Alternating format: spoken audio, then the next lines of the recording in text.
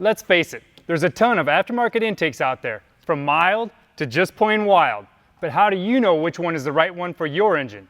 Choosing the correct intake manifold can pay huge dividends with increased power and additional torque for your engine, but only if you make an educated decision. Let's take a quick look at a stock intake manifold. The plenum in a stock manifold is typically on the smaller side. This helps keep the air velocity high. Likewise, the cross-section of the runners is also fairly small. This keeps the air moving at maximum speed and the fuel atomized going into the cylinders. These small runners provide good idle quality and crisp throttle response, but the smaller size also limits the amount of air that the manifold can flow, especially at higher RPMs. Eventually, the engine's going to reach a point where it's trying to pull in more air than the stock intake can actually flow. This is the point at which a stock intake manifold needs to be upgraded to a performance manifold with a larger plenum and larger runners. As with most situations, when building an engine, the intake manifold should be matched to your intended purpose for your engine. Be sure to consider the engine combination that you're building or already have.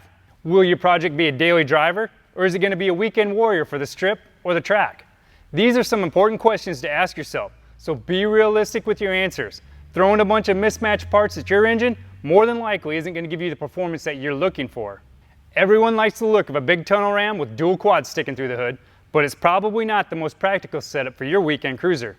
Intake manufacturers advertise RPM ranges, identifying where their intakes are the most efficient. For example, an intake manufacturer may advertise a range of 1,500 to 6,500 RPMs. Taking into consideration this advertised RPM range is one of the easiest guides to use when choosing the right intake for your engine. Most street cars seem to work best with a dual plane intake, and most advertise an RPM range of idle to 6,000 RPMs, or even 1,500 to 6,500 RPMs, simply because that's the RPM range that they're running at most of the time. Race cars typically produce their power more in the upper RPM ranges and will require a single plane intake with a 2,500 to 8,000 RPM range. You also need to consider the physical fitment. Be sure to select the appropriate part number for your engine and cylinder head design, and look for any specific features that you may need, like engine vacuum ports, water coolant ports, carburetor flange fitment, and don't forget to check for proper hood clearance before you close the hood. Let's take a look at the dual plane intake. They're named for the split plenum opening just below where the carburetor sits, and each side of this opening feeds 4 of the cylinders on a V8. Dual plane intakes are popular on performance street and some mild racing applications, since they generally build power across a wider RPM range, starting at idle to 1,500 RPMs, depending on the manifold. Every intake has its own performance characteristics, so it's best to know how you plan to use your vehicle and select an intake from there. Holley and Wian carry a variety of dual plane intakes in several configurations, including 2x4 and 3x2 setups. They're an excellent choice for performance intake in this RPM range. In a single plane intake, all the cylinders share the same intake plenum. Fuel and air from the carburetor enters the intake through this one opening without any separation, unlike the dual plane. This single hole feeds all 8 cylinders on a V8. Single plane intakes are typically less restrictive and work best for building power between 3,000 and 8,000 RPMs. Because of the higher RPM range, a single plane intake manifold is best suited for racing applications and not so much for your daily driver.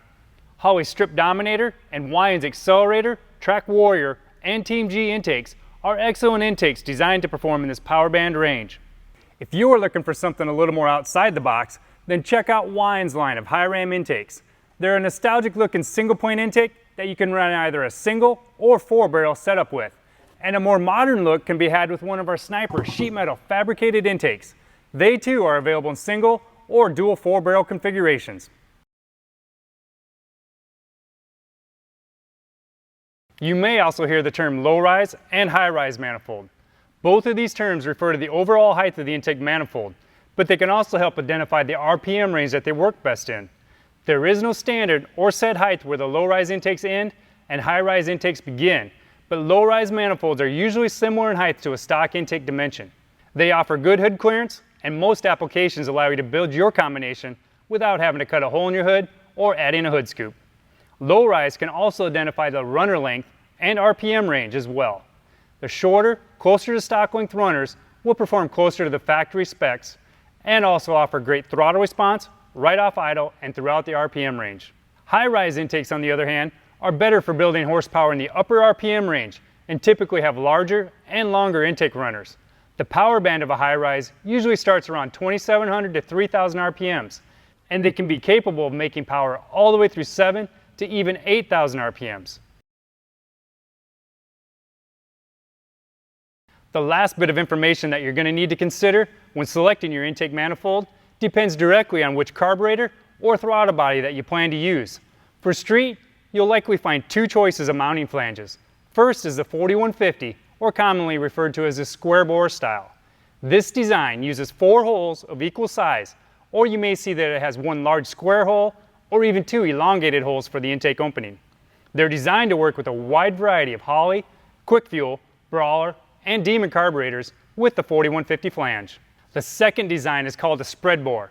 It can have 4 holes, or you may find a spread bore manifold with a large single hole or even 2 elongated holes. But if you look closer, you'll see that the opening is larger towards the rear portion. If we take a look at this Holley spread bore carburetor, you'll notice that the front holes of the primary venturis are smaller in diameter when compared to the rear or secondary holes. The odd shape of these intakes allow clearance for the larger secondary venturis found on the spread bore carburetors. If you happen to find a manifold you like, but it's not available for your particular carburetor, there are plenty of adapters available to mount a square bore carb to a spread bore intake and vice versa. The third choice you'll run into is the 4500 or Dominator style intake. These are typically single plane intakes, and they're designed for racing or high horsepower applications. They have the much larger 4500 style mounting flange, which allows you to mount one of our Dominator carburetors to. So now that we've covered the basics, you can see just how important intake manifold selection is. Remember, match the RPM range of the manifold with the RPM range of your other engine components, and you'll be happier in the long run, and so will your engine. Thanks for watching, and to see our full line of intake manifolds and intake accessories, visit our website at holley.com.